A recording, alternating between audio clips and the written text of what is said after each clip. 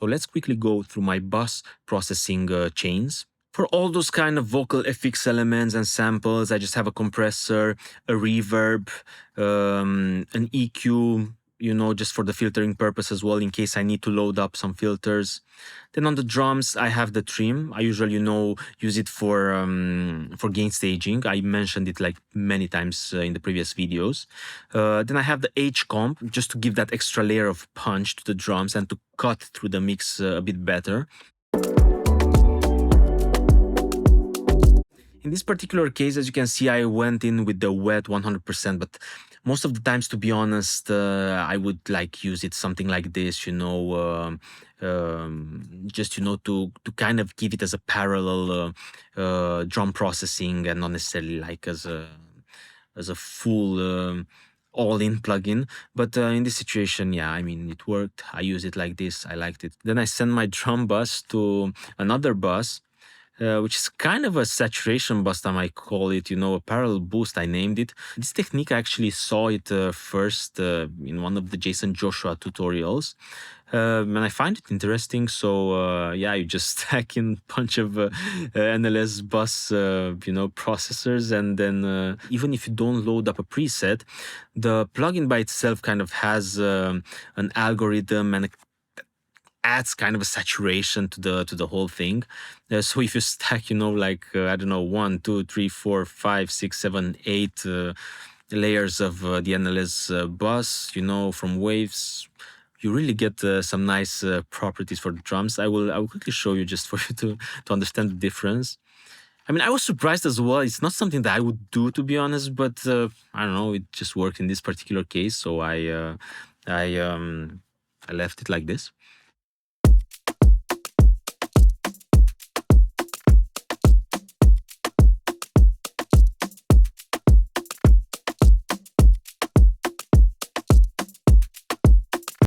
I feel like it adds some sort of a saturation in the mid section and brings the drums, a bit more up front. So yeah, I mean, I liked what it was doing, so I kept it. So thank you, Jason Joshua. Okay, so let's move forward. So we have an EQ on the perk bus, and same thing, the perk bus also goes to the NLS bus, I guess. The processing on the bass is more crazy, to be honest. So okay, let's listen to the bass without all the stuff on it.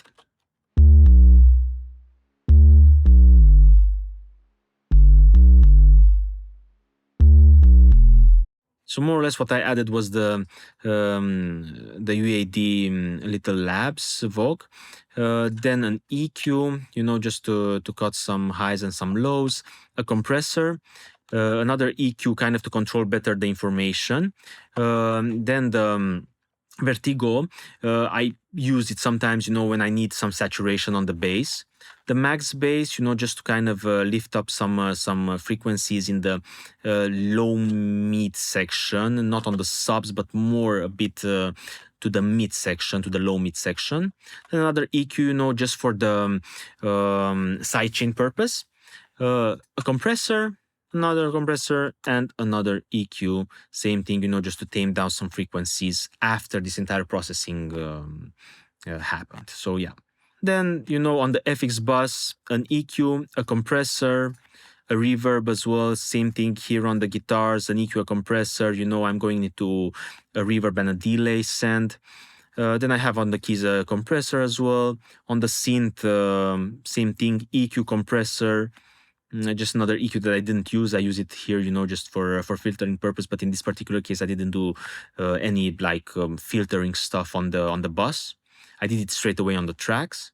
I have another kind of EQ on the second synth bus. I separated them, the chord section from the plug section, so I can easily manage for each group the compression and the EQ. And yeah, as always, then I have the parallel dimension bus. You can see lots of this stuff that I used, in the previous videos as well. I will do some videos based on that.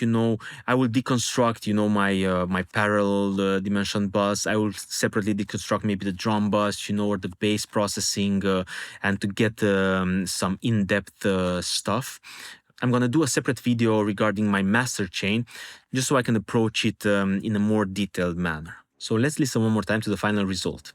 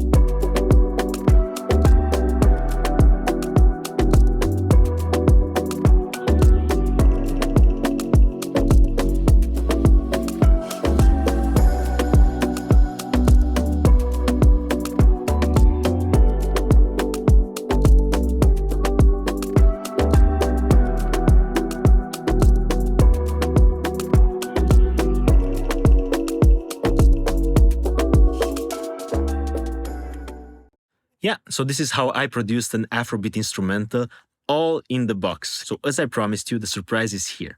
So I'm gonna make this whole session available for you.